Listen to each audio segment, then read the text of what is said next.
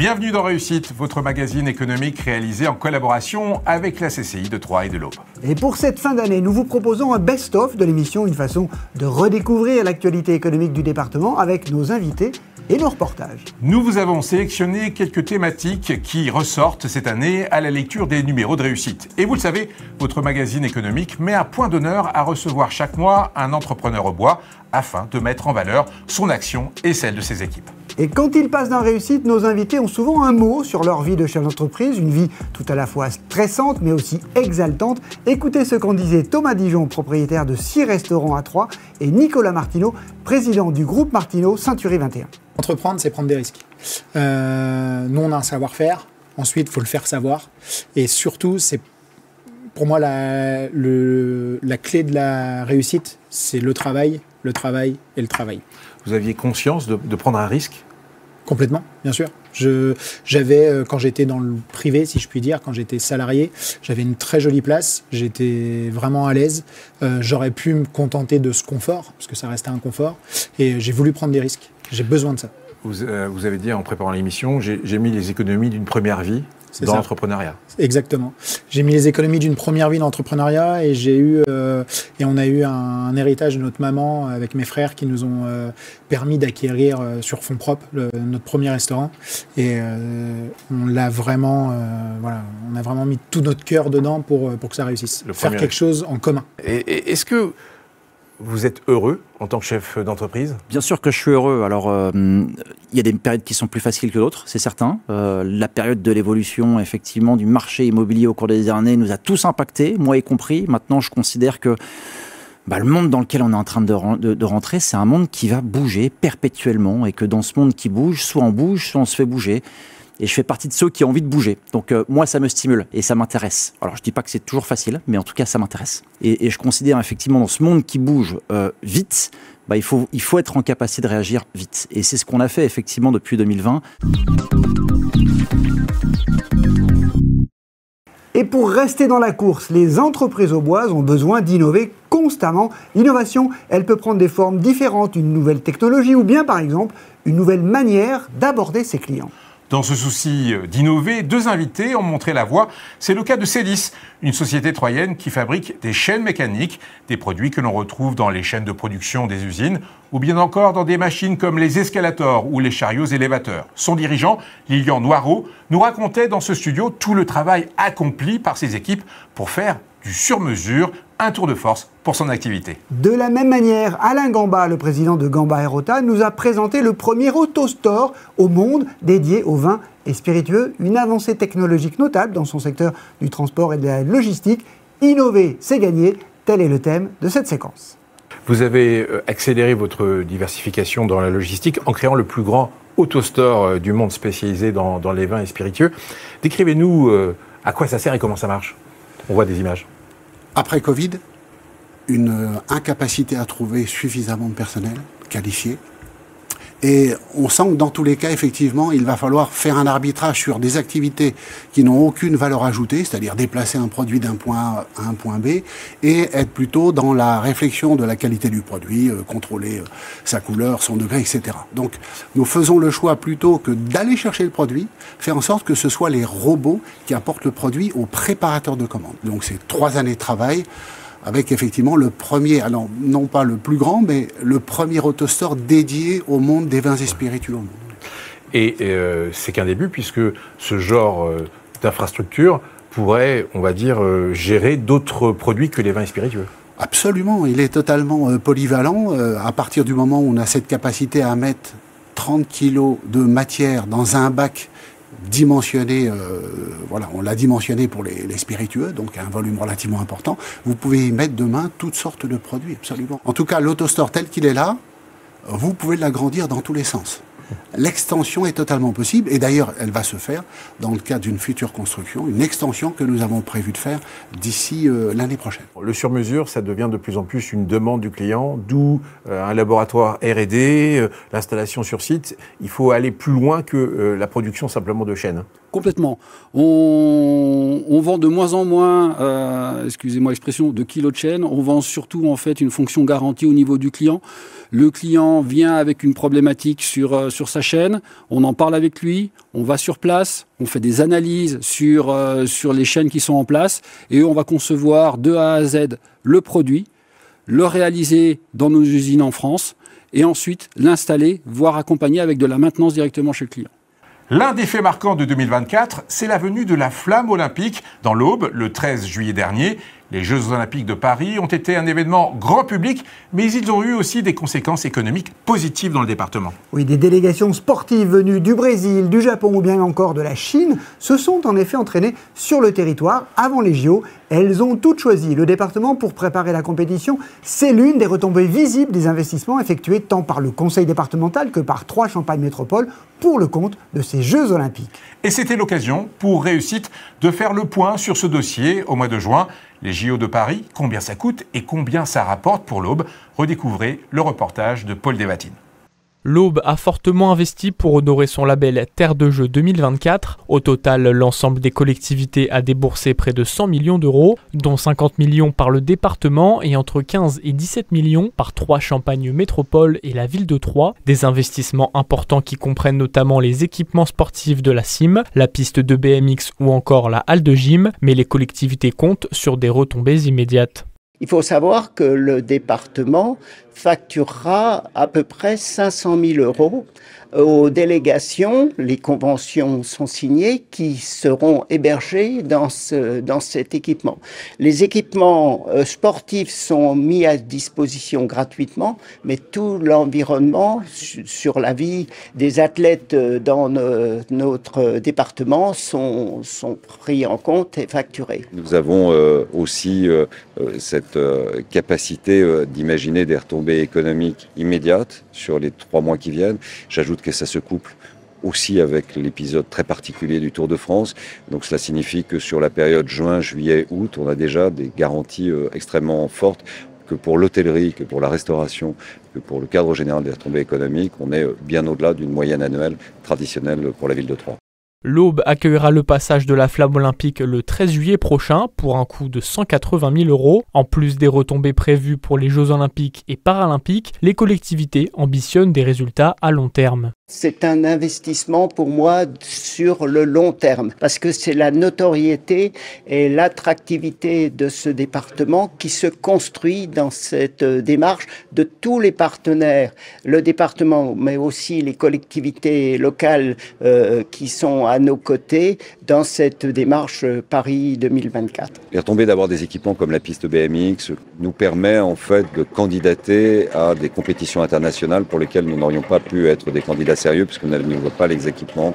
Et donc ça, ce sont des objectifs qui permettront d'être candidats pour des championnats d'Europe, voire des championnats du monde. Et derrière, quand vous avez 400-500 personnes qui viennent pour un championnat national ou européen, vous avez l'hôtellerie, la restauration, les gens qui consomment. Et donc ça, ce sont des éléments qui sont difficiles à quantifier aujourd'hui, mais dont on sait par anticipation qu'ils augmenteront la fréquentation et donc augmenteront le pouvoir d'achat disponible pour irriguer l'économie locale. À terme, l'objectif est de développer la pratique sportive dans le département, mais surtout d'en tirer des bénéfices économiques. Le département est déjà en discussion avec la Fédération française d'escalade pour accueillir de futures compétitions. Réussite, c'est aussi une manière de voir comment la vie économique bouge, les tendances du moment, les grandes orientations prises par les entreprises. Et en 2024, un mot a été souvent entendu dans la bouche des invités, le mot blockchain. Sous ce terme un peu barbare se cache une vraie révolution, une technologie qui permet de garder la trace d'un ensemble de transactions ou d'informations de manière sécurisée et transparente. En avril, nous recevions Samuel Dumas qui dirige Acadie, un organisme de formation spécialisé justement dans la blockchain et l'intelligence artificielle. Il a su trouver les mots pour expliquer de manière pédagogique cette nouvelle tendance. L'occasion également de revoir les effets de la blockchain sur l'activité d'un autre invité, Antoine Vajou, directeur général de Val Légumes, la ferme de Fontenay. L'entreprise produit, conditionne et commercialise des oignons, des échalotes ou de l'ail à destination notamment de la grande distribution. Elle a développé une blockchain qui permet aux consommateurs d'avoir accès à toutes les informations liées aux produits qu'il achète. La blockchain, la nouvelle révolution en marche dans les entreprises auboises, c'est le thème de cette nouvelle séquence. À côté de l'IA, il y a la blockchain. Là, vous formez également des entreprises à la blockchain. Déjà une définition? Oui, alors c'est intéressant, c'est voir ce Web 3 comme une évolution du Web 1 où on était juste, on va au Louvre et on voit des jolis tableaux, donc on est juste spectateur. Le Web 2, c'est de nouveaux outils qui nous permettent de créer, comme Facebook, YouTube, qui nous offrent cette possibilité-là. Donc vous êtes toujours au Louvre, mais vous avez un petit tableau et puis vous pouvez dessiner sur le chevalet qui vous est offert. Sauf que le tableau que vous avez dessiné, il appartient au Louvre. Donc ce que vous avez fait sur Facebook, ça appartient à Facebook. Et on va voir les fortunes qu'ils ont amassées sur notre dos finalement, sur YouTube. C'est des entreprises milliardaires et en réfléchissant bien, en fait, c'est des coquilles vides. Le Web 3, il amène la notion de propriété. Finalement, c'est vous êtes le propriétaire de votre propre galerie. C'est vous qui faites vos œuvres et vous en êtes le propriétaire et vous pouvez en tirer profit directement. Donnez-nous un exemple de transformation d'une entreprise grâce à la blockchain. On a le groupe InVivo, donc soufflé localement, qui a utilisé la blockchain pour la traçabilité du malt, pour garantir en tout cas le circuit court. Et de se dire circuit court, c'est un discours commercial finalement, c'est un argument publicitaire. La blockchain, elle apporte la preuve et c'est possible d'aller voir quelle parcelle, quel agriculteur, quel transporteur, quelle malterie a été utilisée dans un périmètre restreint et qui garantit objectivement cette traçabilité-là de pouvoir vérifier par soi-même. Ce service en direction du consommateur a été lancé en mars 2022. Ce partage de données a nécessité l'installation d'une blockchain. La blockchain, si vous voulez, c'est d'avoir un QR code et d'avoir la traçabilité de façon fiabilisée et des données infalsifiables sur les données du produit. Aujourd'hui, 90% des consommateurs recherchent de la transparence sur leurs produits. L'étiquette a une espace limité d'informations. Donc en fait, ça, c'est l'opportunité aussi de pouvoir avoir une surface plus grande et de donner plus d'informations aux consommateurs. 2 types d'informations sont livrées en toute transparence aux consommateurs.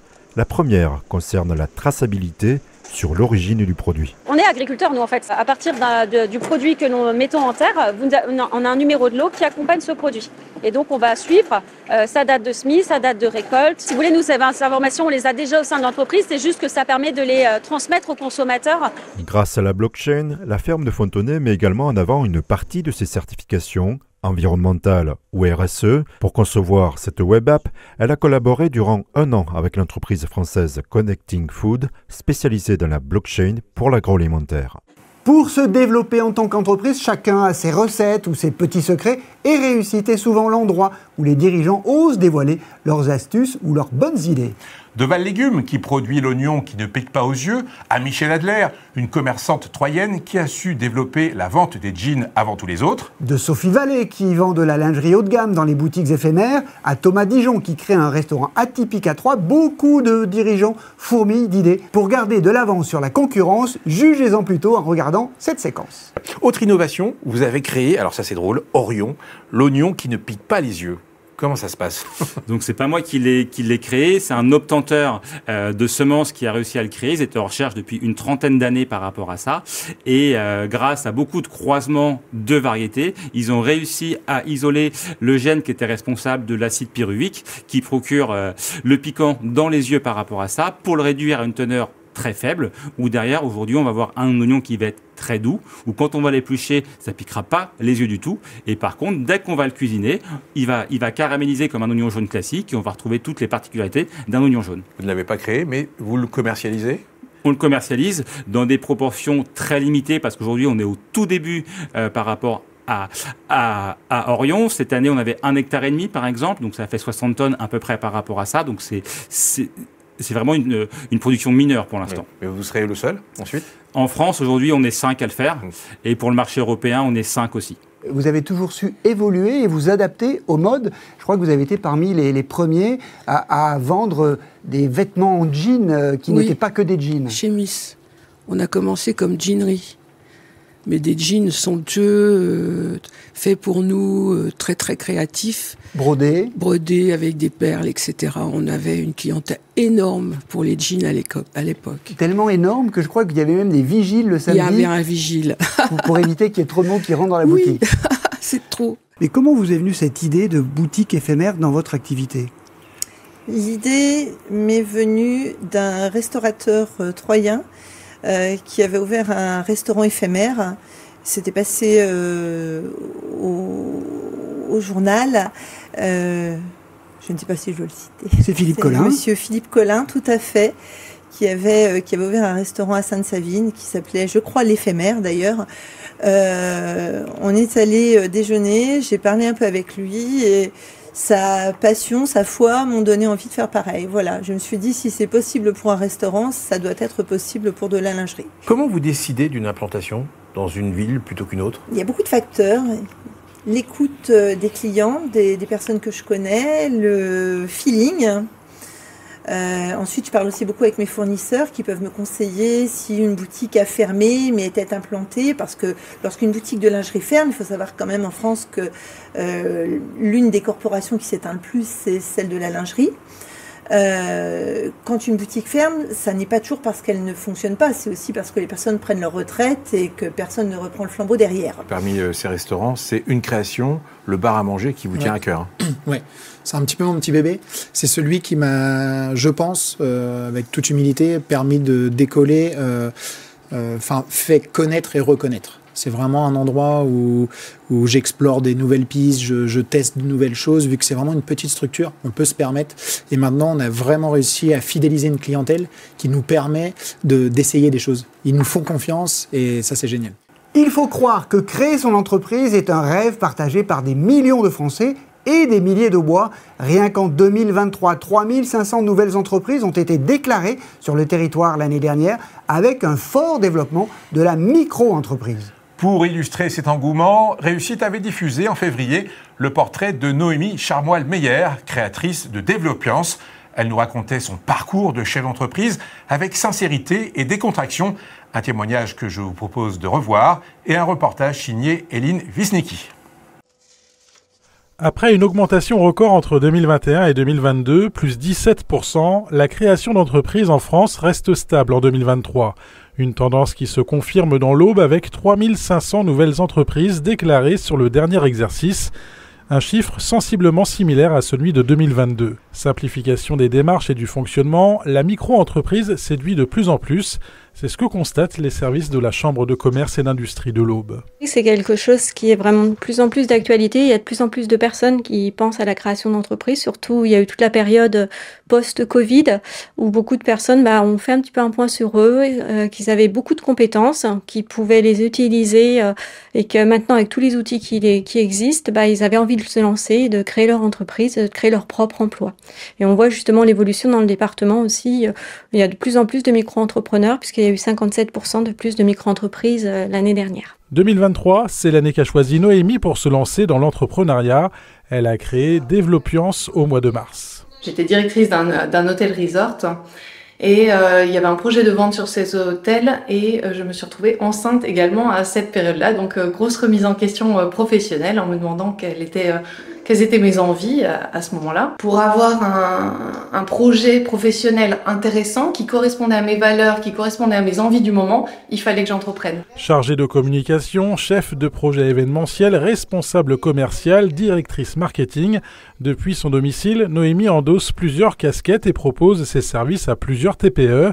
Si son nouveau statut de chef d'entreprise lui apporte autonomie et flexibilité, la mère de famille fait aussi face à plus de responsabilités. C'est toujours un peu stressant, même si Développiance fonctionne très bien, j'ai dépassé les objectifs que je m'étais fixés, mais malgré tout, je me dis toujours, et si demain, c'était pas pareil ? Prise de risques financiers, méconnaissance administrative ou du domaine de l'entrepreneuriat, les freins existent. Pour aider à franchir le pas et définir un plan de développement réaliste, la CCI de l'Aube propose plusieurs ateliers.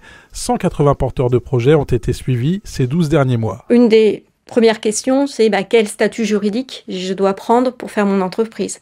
Et puis la suivante, souvent, c'est quelles sont les aides qui sont disponibles pour m'aider dans mon projet. Ça peut aller sur des exonérations, ça peut être sur des accompagnements, mais pas que des accompagnements financiers, ça peut être des accompagnements en termes de conseils, ça peut être en forme de formation. En France, près de 1 million d'entreprises ont été créées l'année dernière. Au moment de lire ce lancement, Bruno ne sait pas ce qui va lui arriver, car c'est l'occasion de vous dire que ce best-of est la dernière émission enregistrée par Bruno Rogoski. Il a droit, comme tout le monde, à une retraite bien méritée, mais évidemment, en cachette, je lui ai préparé une surprise, une vidéo qui résume les 21 années passées ensemble à présenter Réussite. Un petit hommage que je voulais partager avec vous et avec lui. Regardez. Bruno Rogoski, c'est avant tout un style. un style inimitable en matière vestimentaire. Cet homme, qui a présenté Réussite pendant plus de 21 ans, est connu notamment pour détenir la plus grande collection au monde de pochettes de costumes. Certains disent même qu'il est entré dans le livre Guinness des records pour cela. En 21 ans de télévision, Bruno n'a rien lâché, même la cravate, vêtement pourtant tombé en désuétude. Chapeau Bruno, et quelle classe! Mais la classe ultime, c'est d'avoir délaissé parfois pochettes, costumes et cravates pour le bien de l'émission, pour se déguiser et amuser le téléspectateur. Il avait déjà tout compris de la télévision. Oui, on a fait, Jean-Pierre, vous avez vu, on a fait comme Montebourg, on est rentré dans le moule marinière, si je puis dire, en votre honneur. Oui, si je puis me permettre juste une petite réflexion, celle à Montebourg, elle n'a jamais été fabriquée en France, elle était fabriquée au Maroc.